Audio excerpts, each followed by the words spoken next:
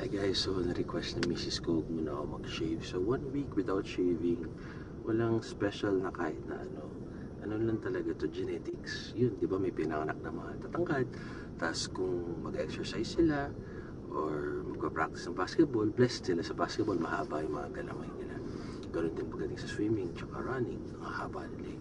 So genetically, palabas lang talaga to. Walang secret. Wala akong binibenta. And then, yun, ginupitan ko yung sarili ko. Pinormahan ko lang. Yan. So, yun.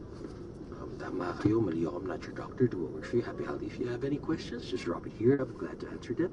And if gusto nyo akong makita sa lugar niya, sa shows, motorcade, hosting, public speaking, i-train kayo, nutrition nyo, guest sa TV, movies, paid collaboration or celebrity or commercial endorsement, just DM YFE Serena Agassi. Kami nag-manage sa sarili namin. Okay, blessed Sunday lahat.